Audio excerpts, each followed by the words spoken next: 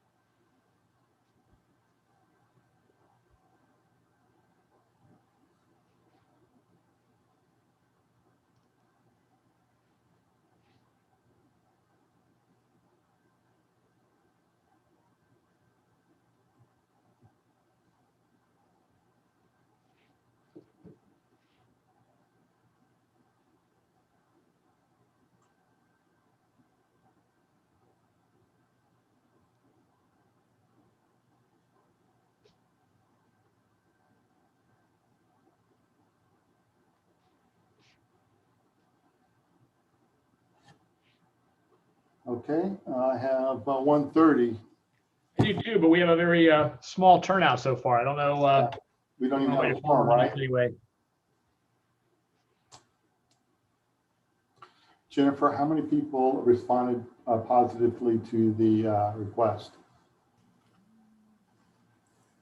I usually get people that tell me they're not coming. And the only person that said they weren't going to be coming was, let's see, Jonathan has a board meeting today. So he said, you know, if that ends, he may try to get on. But I didn't hear anything from PSTA, Hart. And then Sarasota County said they are not participating any longer. So. That did? Sarasota County? Yeah, SCAT, I yeah. heard this rumor and conjecture that they're going out for bid for a company to come in and manage the program. Oh, okay. The only reason I know that is you look online, all the biggies have proposed business Sarasota County positions open. I don't know if it's true or not, but. Yeah. I mean, I know that, you know, with us still having these virtual meetings, we can't really vote on the minutes. And that's, you know, all we had on the consent agenda anyway, which we have to just push those all through till when we do meet in person again. Yeah. So if you wanted to get started, we can. It's not going to change anything. Get started. I'm going to call the meeting to order this day on 5/11/2021. Jennifer, call the roll, please. Yes, sir. Janina Stampley. I see her, so I know she's here. Sorry about the mute It's button. okay. No problem. And do we have anybody from Hart today? Chris Cochran or Adriana? I do not see them. Emily, sorry. So like I said, I don't believe Jonathan is here. He may come in a little bit later. Kurt Scheibel. Here. And then do we have anybody from PSTA? So that would be either Brad Miller. Cassandra just showed up. Cassandra. Well, hello. I And I had to go search for the link. And I see Heather. Yep, good. Well, I'll be able to stay for a little bit and then Heather can take over. Perfect. Thanks. Thank you. And then do we have Lon Fry or Lori Hall from Citrus County? I do not see them. Okay. Tom Phillips. No. Okay. And then I'll move on to the tag, which is Paul Simmons. I'm present. Ming Gao. I do not see him. Okay. Anthony Gagliano. No. Kenneth Russ. Here. Okay. Michelle Zizulia No. from Career Source Hillsborough. No. And I do see Whit Blanton. Hello. Good afternoon. Okay, we can go ahead and proceed. We do not have a quorum, correct? Let's see. Jennifer, do we? So I am looking, let's see. So we do have 3 of the transit agencies here. So we do have a quorum, but technically we still can't really vote because it's virtual, but we are Okay. good as far as that. At this point, we're at the public comment point. Persons wishing to address the committee can do so in either 2 ways. Email your comments to publiccomments@tbarta.com no later than 30 minutes prior to the meeting start time, and your comments will be read into the record. Chris, do we have any, or Terry, do we have any comments that need to be read into the record at this time? Do not have any comments at this time. Okay, to speak at a meeting, dial the phone number 267-866-0999. The access code 1234351-876 between 1 and 3:30. You'll speak to a staff member. They'll be able to connect you. You'll have 30 minutes when recognized by me, and this public comment period is set up to 30 minutes. Chris or Terry, do we have anybody on the phone waiting? We do not. Okay, then I will close public comment at this time. Consent agenda items, is there any corrections to it, even though we're not going to be voting on them at this time? Hearing none and seeing none, we'll move on to the next presentations. And Chris is going to give us a nice little transit and technology survey briefing. Thanks very much, Kurt. And I'm going to, I think I've shared my screen. You should be able to see that now. Let's make sure I've got my PowerPoint slides up so I can proceed with that. Yeah, there you looks like that's going to work. So let me give you a little background on why we did the survey. After the RTDP was adopted by the TBARTA board last June, we started doing some outreach to our stakeholders, which included our county commissions. And in one of the presentations, I think it was to the Pinellas County Commission, the question came up, if regional transit is to help connect employers with employees, what does the business community think of these ideas and your plan? And we had not done a post survey, even though we were doing outreach, but it seemed easy enough to do. And so that got us to thinking, well, let's try to do a survey. Let's use the chambers of commerce, which are connected to business, do some outreach to business, and find out what they think of the TBARTA RTDP. At the same time, we were in the middle of this COVID cutbacks where more people were using telework and transit was being impacted. And to make this a broader survey, we also realized there was an opportunity to ask questions about transit and telework. And that's what this survey ultimately became. So we conducted it in the first 3 months of this year. We had about 550 responses, and we asked about those 3 issues: about telework experience from both the employer and the employee perspective, transit experience, and what TBARTA's role should be in future regional transit. I'll note that this is a convenience sample. It's not scientifically validated, and it was never intended to be. The idea was, let's put the questions out there and use this as a conversation starter to see if we can find any trends that might be of interest and might be worth following up on. And the results I'm going to share with you now are rounded to the nearest percentage, so they may not always add up to exactly 100%.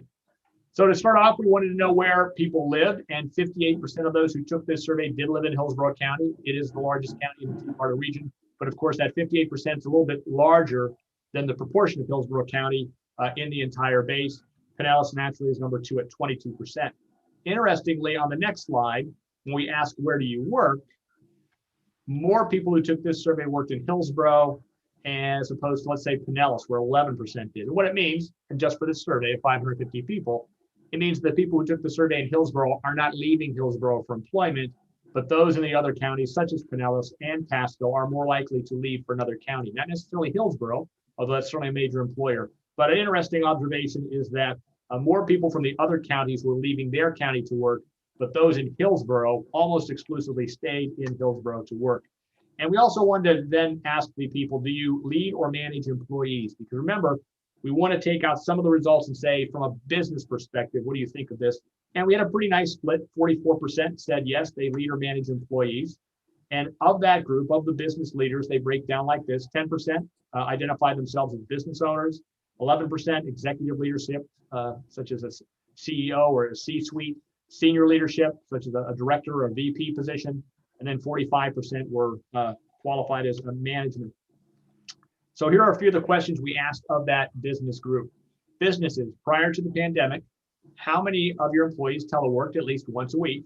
And as you can see, nearly 60% said they didn't have any telework whatsoever, not surprisingly. And then we asked during the pandemic, how many employees telework at least once a week? And the numbers flipped naturally. More than 50% say their employees were teleworking at least once a week. Not surprising, but then we knew that we had a pretty good sample of those who had a different experience during the pandemic due to changing telework experiences. From that, we then asked, what was your experience? And the top line, 53% say it was positive in that their employees were more productive than they expected them to be. So that's an encouraging response when it comes to telework. Not only did they think it was a good experience, but they felt their employees were more productive than they thought. 6% were negative on the other side, saying it was a negative experience, and their employees were less productive than experienced. And about a third, 29%, were right there in the middle. So based on that, we wanted to know what will be your organization's future telework policy. And from this, we were asking, compared to where you were before the pandemic, what will it be after the pandemic? Will you change how you view telework? And it appears that a lot of employers really are. 60% say they are going to offer more telework after the pandemic than they did prior to the pandemic, and 7% say less. So by about almost a 10-to-1 margin, you can see that there's going to be more telework out there. I don't think that's surprising. We suspected that. I know my own experience with TBARTA has been positive. I was never one who thought I would want to telework, but I will tell you, you do get used to these Zoom interviews. There's a lot of convenience to that. And I think a lot of other employers also shared that experience, and that telework worked out better for them than they expected to. We then wanted to ask employees to see, well, did you have the same experience? As you saw, there was a pretty good base of employee, non-management people too. So first, how often did you telework prior to the pandemic? About 3 out of 4 say they never did. During the pandemic, how often did you telework? Again, it flips. About 3 out of 4 say they're teleworking more than 50% of the time. So this population mirrors almost the same results we saw from the management side. And then we asked, what was your telework experience? And it's interesting how it almost mirrors what that other population of management was telling us. 58% said it was positive, that they were more productive than they expected to be. 5% were negative, and 26% were neutral. Very much almost a mirror representation of what the business was telling us. And then we also asked employees, what will your organization's future telework policy be after the pandemic? Just a little over half expect that there is going to be more telework offered in their workplace. 4% expect a little less. So as mentioned before, it's not a scientific survey, but out of 500 people, interesting results that both businesses and employees expect more telework. What impact that's going to have on our transportation and our transit remains to be seen, but certainly we think that's a trend we want to watch here in the Tampa Bay area. We then asked a couple questions about mass transit to see, is mass transit something you're going to use a little bit more often or a little bit less often? And not surprisingly, when we first asked, how will you use mass transit prior to the pandemic, nearly 88% said they did not use public mass transit at all. As we know, we're very much devoted to the automobile. And after the pandemic, how will you use mass transit? Really not much of a change here. 7% say they'll use it more, 4% say they'll use it less. No real trend developed out of this.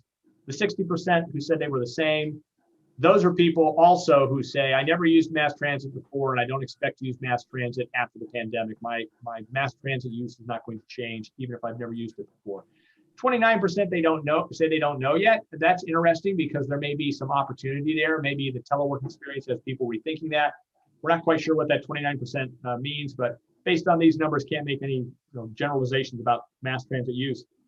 We then asked about alternative transportation, such as carpools, van pools, biking, and walking. Once again, prior to the pandemic, how often did you use alternative transportation? About 4 out of 5 said they don't use alternative transportation. After the pandemic, how will you use it? Pretty much mirrors what we saw on the transit side. 6% say more, 7% less. And 27% are really up in the air.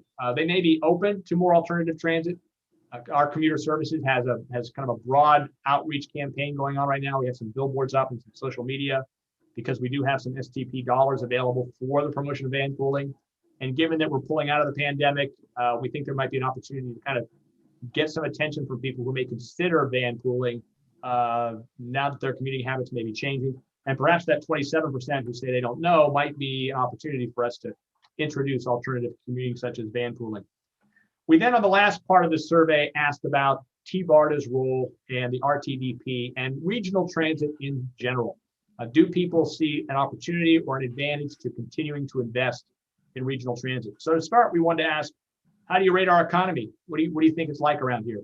And generally, the people who responded, almost 50% say we have a much better than average or a better than average economy compared to other regions. So that's favorable. But as we start to look toward transportation and transit, the ratings start to slip. How do you rate Tampa Bay's transportation system? And that means highways, airports, seaports, any mode of transportation. 32% say below average and 22% more say well below average. And then we asked about our transit system. And by the way, this has nothing to do with any particular transit system, but just public transit in general in our 5-county region. How do you rate public transit compared to other regions? You can see the numbers flip even more, with 42% believing that it's well below average. And as we know, we have not invested in public transit the way some other areas have, so not a big surprise there. So then we wanted to know, okay, do you think it's worth investment in regional transit? Do we need to invest more as a region? Do you think Tampa Bay would benefit from increased regional transit regardless of the mode? And we wanted to put regardless of the mode in there because we know there are people out there who want rail or they want another form of transit. We want to take that out of the equation. We're not talking BRT or ferries or rail. We're just saying, do we need more of it? And really got a strong response there. 55% strongly agree that we could benefit from more of it. As you know, our biggest issue is what should it be and how do we pay for it? But they do want more of it. And they think there's a benefit for us in our area. And then another 27% said they agree. So those are very strong numbers in favor of doing something more than we are now.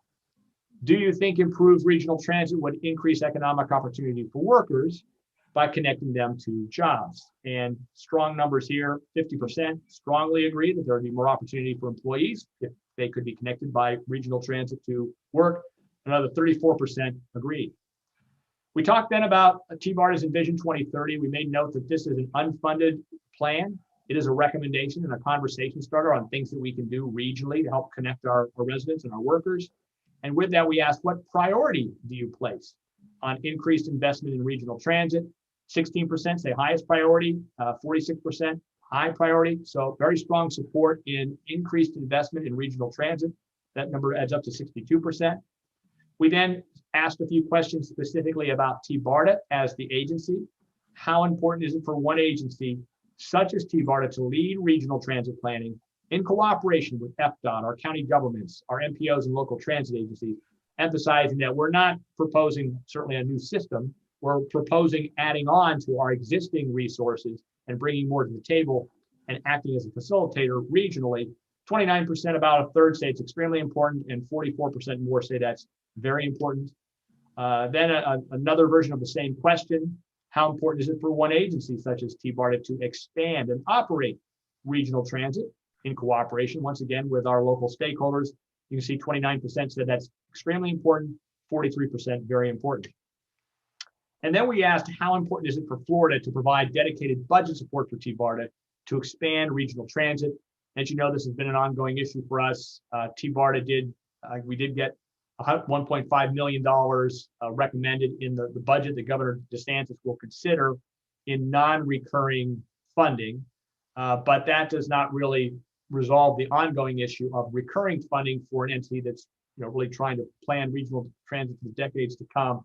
And you can see there was support for that, extremely important. 30% say extremely important for Florida to provide dedicated budget support for us. Another 44% say very important. I've got a few more slides to share with you here because I wanted to see what it was like when we broke out Hillsborough.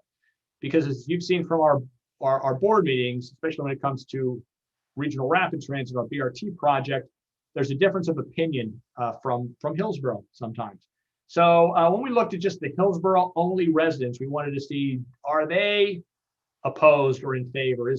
Are these numbers being skewed that the outlying counties are more in favor of TBARTA and regional transit? And really, we found not much of a difference. When we looked at those 314 Hillsborough residents, asked them, how important is it for TBARTA budget support? 26% say extremely important, 46% say very important, very strong numbers, very similar to what happens when you take out the other 4 counties, where 36% say extremely important and 44% very important. So there's not a big difference in sentiment among those who took this survey between the Hillsborough and the non-Hillsborough people. 2 more questions I broke out as well. Do you think Tampa Bay would benefit from increased regional transit regardless of the mode? Hillsborough County is also very supportive of that. 81% altogether either strongly agree or agree. That compares to 84% of the other 4 counties, 60% and 24% added together. And the final question I'll share with you here, how important is it for one agency such as TBARTA to expand and operate regional transit in cooperation with our stakeholders? Once again, very strong support, maybe not as enthusiastically by a slight amount in Hillsborough County, but the very important number, 47%, saying it's very important for TBARTA to expand and operate, 26% saying extremely important. On the Hillsborough only side, we think that is at least for as far as this survey went, a good indication that there is support for what TBARTA is looking to bring to the table here when it comes to regional transit. If anybody wants to look at some of these survey results, I went over the highlights on all of them, but there were some other more granular questions you could go take a look at. We have posted that on our website, tbarta.com/survey, and you'll just put that blue tab down there at the bottom, and you'll see all of our results. And with that, I will turn it back to you, Mr. Chairman. I'm open to any questions if anybody has any. Does anybody have any questions for Chris? The only thing I noticed, Chris, on some of the questions, there seem to be a lot of people that skip, like over half skip some of those questions. Well, the reason, interesting. Yeah, let me explain. They didn't. It skipped logic. So at the very beginning, when you are you business or are you non-business? Well, if half of those people are business, they never get to see those questions, and that's why it says it skipped. So they didn't deliberately skip. I'd have to go back and take a look, but they were because of the skip logic.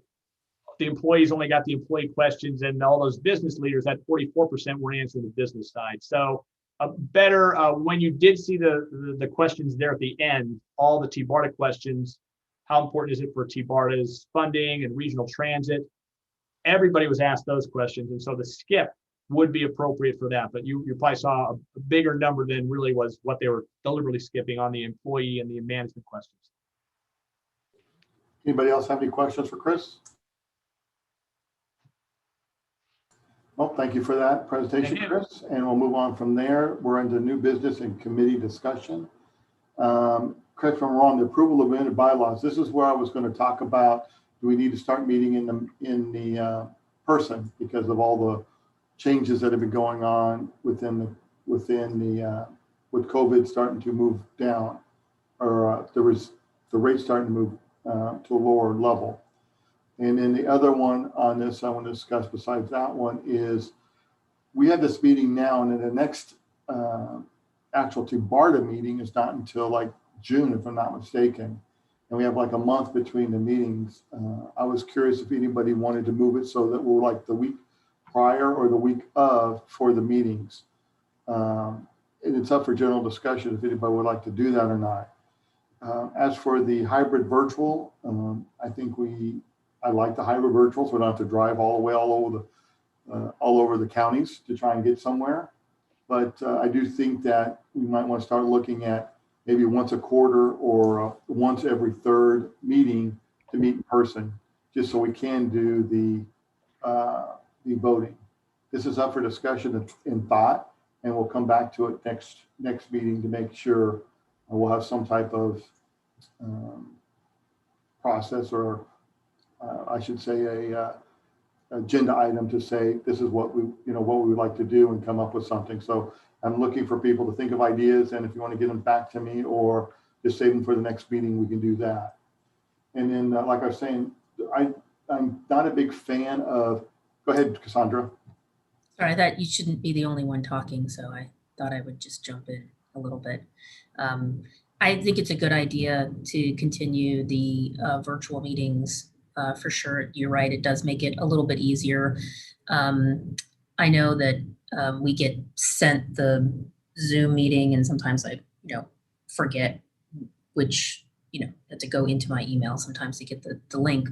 But I think it would be nice to at least get together once a quarter now that where people are getting back to the office. I know for PSTA, we've been remote since last March, so March 2020. And we are transitioning back into the office starting in July, August. So maybe this fall we'd be comfortable hosting a TMC meeting. Thank you for that, Cassandra. Anybody else have any comments? Yeah, I'll just add that the department is transitioning back into the office in June. As far as the teleworking goes, they are allowing staff to continue to telework, but at a much limited basis. So we're getting back into the office. Thank you. Well, the other thing I always think that's good about meeting in person is the, hey, how you doing? What's going on? Type of conversations that happen too, and keep things moving on that way. We'll come up with some type of schedule, and I'm thinking not more than maybe 3 or 4 times a year. I don't know. Right now we're doing about 8 or 9. 8 or 9 meetings a year. So, I mean, I don't want to do like half of them. I'm looking to like 25 to 30%. And I think that's a reasonable number. PSJ can host one, I can host one, and various other folks. So we don't have to keep the driving times somewhat reasonable without making someone drive for 4 or 5 hours to get somewhere. So we'll come up with something and we'll present it next time, and everyone can take a look at it and go from there. The other part of that was moving the actual days to closer to the actual TBARTA meeting. I remember the last TBARTA meeting where I had to do the report, we discussed something that happened 2 months ago, and the TBARTA board had already discussed it previously. So I just wanted to think about if we want to move it closer to the actual meeting, so something we discuss actually goes right to the board that day or that month, as opposed to being a month and a half later, which could make the information old or stale. Just your thoughts. I think that's good. If we're going to make recommendations to the TBARTA board, they should be timely.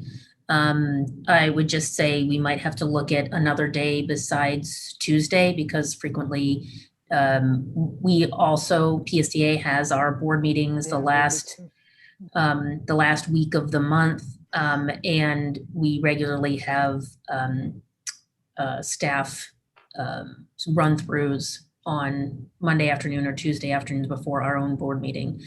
And so we might have to look at maybe meeting on Wednesday or Thursday before the TBARTA board meeting, and that might help narrow that gap that you're trying to work on, but then also make sure that we can participate.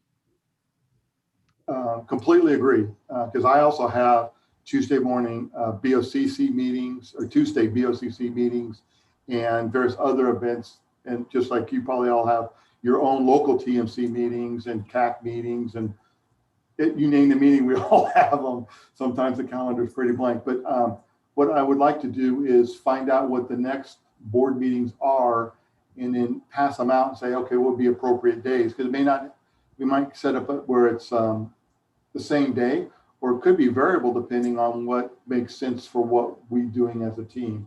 But I like to do it as the same day, because just for consistency's sake. But we'll come up with something on that also. Okay. I just would like TBARTA staff to also weigh in to the burden of pushing them, all those meetings together. They may be on overload, because I know their committee meetings are all like just before their board meeting. And so I'm sure it's a mad rush to get everything ready that last week. So just make sure any decision that we make and contemplates the impact on staff. Oh no, I planned on asking them for their suggestions first, because they're the ones who are going to have to, if we do something, they have to get it ready for the board. I know we're just so difficult to manage, you know. I agree. Jennifer does so much of the prep leading up to our meetings. I defer to her on that, but I'd also note Jonathan has his hand raised too, wants to weigh in. Hey guys, good afternoon. Can you hear me? Hey Jonathan, we can hear you loud and clear. Welcome. Yeah, Tuesdays are tough. I just got back from a board meeting. a BOCC meeting, and I was lucky we got our item in at 12:30. So, Been so there. you know how that goes. I don't know. We better get a schedule from everybody because I know all the institutions have different types of meetings that really matter. But Tuesdays are tough for us. Just my 2 cents. Chris or Brian, who would be the best POC at the BARTA to be able to maybe work this together to help with this effort? So I can weigh in because I'm the one that schedules all of these a year in advance. And so I can tell you I believe with TMC, we only have quarterly meetings. So that would only be 4 meetings a year. But that's on Wednesday mornings, right? I know the TBARTA PMC, I'm sorry, never mind. Okay. And I know we do have a meeting this month. So we do have our board meeting on the 21st. We are going to be off in June.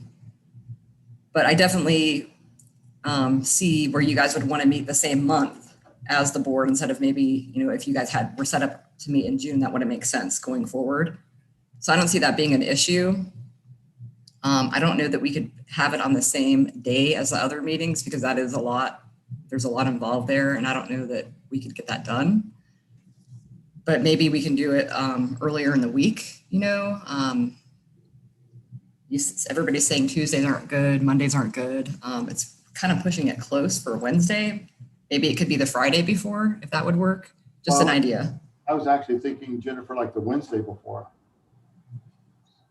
Somewhere the week before. Yeah. I want to give you enough time, but I also want to meet the needs of all the systems because we have a lot of meetings. I mean, just get to the point of the meetings become more than the job.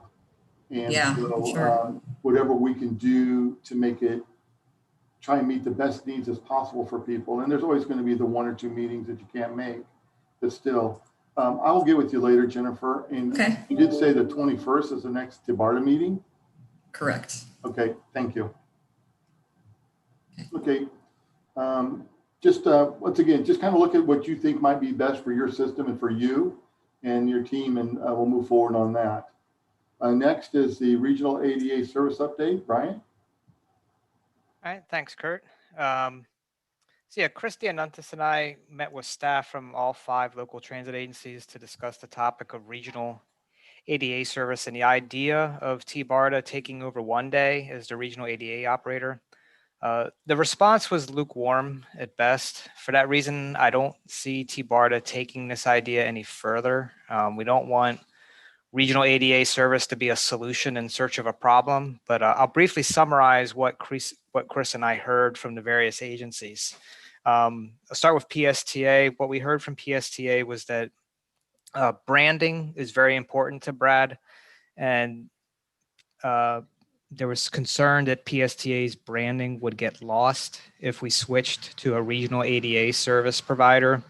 However, they said there might be some cost efficiencies that could be realized from having a central call center for the 5 counties.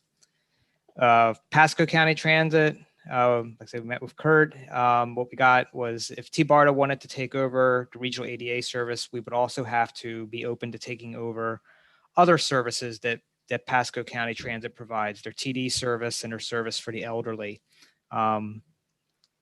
We heard that it's unlikely that, however, that the county commission would go for the idea of TBARTA being the regional provider for ADA. But again, like what PSTA said, Kurt thought there might be some value to having a regional call center. Hernando County, what we heard from Hernando County was they would not support any change that would impact their funding. So I mean, no big surprise. One of the other people we met with made the comment that he didn't see much demand for cross-county ADA trips. With MCAT, what they told us was their regional demand for service is more to the south into Sarasota County, and that they currently provide ADA service into Sarasota through an interlocal agreement with SCAT. So there was really no strong support from MCAT for switching to a regional ADA service provider. And then with HART, what we heard was what they raised the point that TBARTA is already providing cross-county TD trips to Hillsborough County residents, and most, if not all of those riders are also ADA eligible. So I think what their point was Well, if you're trying to provide cross-county ADA trips, to some extent, you're already doing that through your TD Tampa Bay program. So why not just continue doing that? So that was the feedback that we got from the 5 agencies. So I'll hand it back over to you, Kurt. Thank you, Brian. Anybody have any questions for Brian? Well, Brian, you're up again for the RRT update. Okay. For us. All right, at the April board meeting, Scott Pringle, he presented several express bus and express lane alternatives that were based on a 2015 express bus study. The board, however, did not take action. Instead, Commissioner Long asked staff to look at 2 additional alternatives. I'm going to pull up a slide here that shows all of the alternatives that are currently on the table. So just give me a second here. Let me know if everyone can see that. You're good. Okay, so alternative 6A was this was an express bus alternative based on that 2015 plan that the board all of the board members seemed to be gravitating to that option until it got to Commissioner Kemp. And I don't know if it maybe because she had not had time to look over her agenda packet before. But she continued to raise concerns and criticisms about the project. She didn't really say anything specifically about alternative 6A. But what 6A is basically it's an express bus and express lane alternative, kind of like walk you through going from south to north. So starting in St. Petersburg, going north, there would be in express lanes all the way in Pinellas County and across the bridge. And then once it got over the bridge, it would be in mixed traffic from West Shore up into Pasco County. And that alternative 6A was based on 6 stations. And the reason why it's 6 stations is that's what the 2015 plan assumed. Alternative 7B and alternative 3 are kind of variations of the same theme. Alternative 3, that was the original locally preferred alternative that staff had recommended back in February. That was the RRT alternative. And alternative 3 had 13 stations, and it assumed that the bus would operate on Hard and Shoulder in Pinellas County, be in express lanes across the bridge, and then back in that Hard and Shoulder all the way through Hillsborough and Pasco, except for one small portion near downtown. The only difference between 7B and alternative 3 is the number of stations. Alternative 7B was based on 9 stations, and alternative 3 was based on the 13. So let me go to this next slide here shows you the new alternatives that Scott's been working on. Alternative 8A and 8B, those are the 2 options that Commissioner Long asked us to look at. Both of these assume 9 stations. The difference between the 2 is with 8A, the bus would be in express lanes throughout Pinellas County and across the bridge. And then in that Hard and Shoulder, that dedicated RRT lane, north of downtown Tampa, all the way up into Pasco. Alternative 8B, the difference between that one and 8A is that instead of the buses being in express lanes in Pinellas County, it would be in the Hard and Shoulder. 8C is basically, in terms of the alignment, it would be in Hard and Shoulders in Pinellas County, express lanes across the bridge, mixed lane traffic from West Shore to downtown, Hard and Shoulders again from north of downtown up to Bears Avenue, and then mixed traffic the rest of the way north. Where we're going with this, where I'm hoping I can lead the board to be open to, is alternative 8C. I think 8C, it does a couple things. I think it addresses Commissioner Kemp's two concerns she had. One was the number of stations in Hillsborough County. And you can see we've limited it to just 3 in Hillsborough: West Shore, downtown Tampa, and the USF area. it addresses her concern about, she does not see a need for a hardened shoulder north of Bears Avenue. So you can see an alternative 8C there. It would be in mixed traffic north of Bears, but we retain that hardened shoulder between downtown Tampa and Bears. Whether she'll go for that, we'll find out. I know she is also opposed to segment 7 of TB Next being constructed, and that segment 7 is that piece from downtown Tampa to USF. So we'll just have to see how it goes. But these are all the alternatives that are on the table right now. I don't mean to sound bad, but if 8C is the way to go, you might as well just stop the express bus service north of Bears Avenue, because once you get to mixed traffic going north like that towards Pasco, you're going to have not an express bus service anymore, just due to the traffic, especially at peak times. I don't mean to sound bad, but it would be, especially coming off of 56, once you get close to the county line. It's the traffic, having driven that a few times myself, is basically 45 miles an hour, especially 4, 5, 6 o'clock. And the traffic off 56 and off 54, you're talking a half an hour to 45 minutes to go to a quarter mile because of the signals. Now that is pre-diversion diamond. I still see that type of issue being there. Whereas I think 8B would be it's the same thing, but it gives you the option of that hardened shelters. But I don't understand why there's the issue we're dealing with is that Commissioner, and I don't know what the traffic figures are, but she has repeatedly said that there is plenty of capacity on the highway north of Bears, that there is no need for a hardened shoulder north of Bears. I think the only way we could convince Commissioner Kemp to go with, let's say, for example, alternative 8B would be if Pasco County agreed to pay for the construction of that hardened shoulder from north of Bears. Well, I don't know about the construction, but I have to say that she is just one vote, correct? Right, and that's another thing the board's going to have to decide. If, like, let's say we present all these alternatives and she still objects to all of them. Well, at that point, the board's got to decide, is this the end of the project, or do we have to just, try and work around Commissioner Kemp and get the other county commissioners on board? No, my concern is that Commissioner Kemp's also, one of her main complaints is that this would be in direct competition with her system part. And we've tried to address that by eliminating, we've whittled it down to just 3 stations in Hillsborough County. I don't know how much more we could cut. Well, I'll be honest with you, I don't know if we're worth enough. I can see that still coming up, but okay. Anybody have anything else, Brian? I'm sorry. No, anybody have any questions for Brian?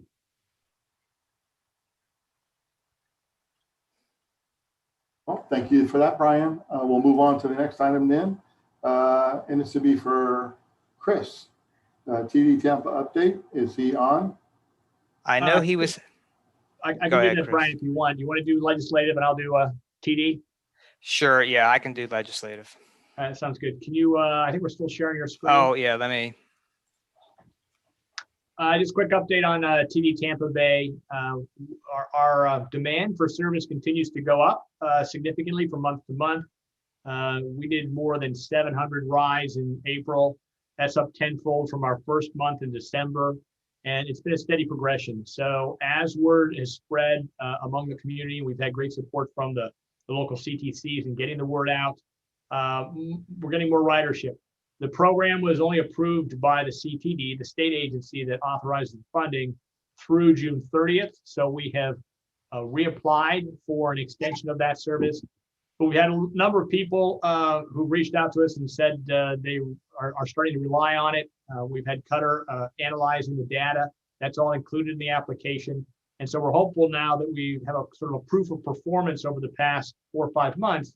The state will see its way forward to approve us. So TD Tampa Bay is operating very well. The big question now is, will we get that renewal for June 30th? We know that the committee that decides that meets later this month.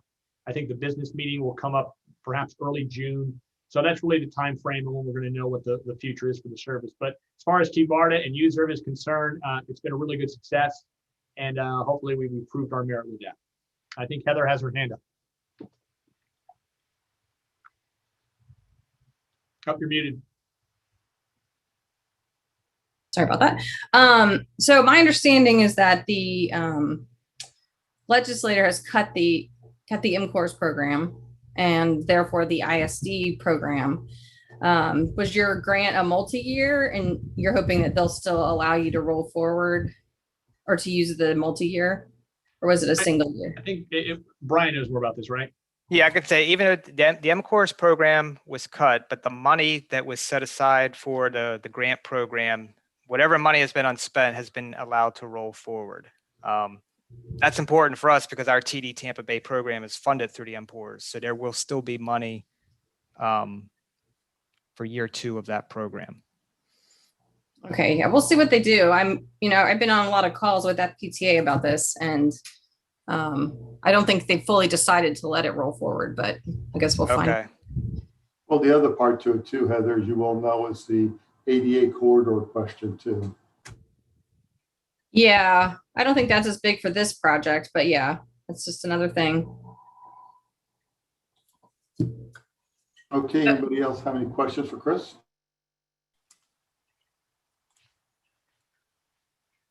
Moving on, I think, Brian, you said you're going to cover the legislative side. Yeah, it says I won't. So we just talked about MCORS, so I won't repeat that. Most important thing, I guess, for TBARTA, we live another day. The Brandis bill died. He withdrew his bill. The legislative text, the changes to our statute that we submitted passed. So basically, we had a bill that would authorize the mayors of Tampa and St. Pete to designate an alternative who could attend meetings in their place. The bill provided that a simple majority of the board would constitute a quorum and that a simple majority of the voting members present was necessary to take action.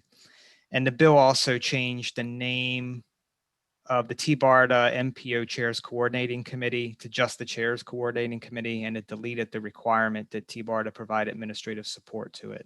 So that passed. And then the other thing that passed was, surprisingly, we were included in the budget. $1.5 million was included in the budget for TBARTA. We'll see whether or not the governor vetoes it, but as of right now, it's in the budget. And as in past years, it was non-recurring funds, unfortunately, which is not what we want. It's what no one wants, but that's what they gave us. Any questions for Brian? We'll move on to items to report to the TBARTA board. Jania, do you have anything you want to bring forward? No, nothing new. Thank you. Okay, Heather, do you have anything you want to bring forward? I see Cassandra had to drop out, like you said. She did have to drop off. I don't know if we want to bring this forward or not, but you can put it on the check with others list. But we will be going back to fairs in February, and we will be rolling out our side of Flamingo, which is our smart card and mobile pay. And did I say February? In July. I don't know what I said. In July, hopefully July 5th, that's the target date, so we'll start our smart card mobile app. We're going to be piloting it kind of quietly in June. So I don't know if that's board worthy report, but it's a thing. It's regional. It's okay. Jennifer, do you have anything? Oh no, Jennifer, do you have anything you bring, or are you just paying attention? I don't have anything. Thank you. Terry, do you have anything you want?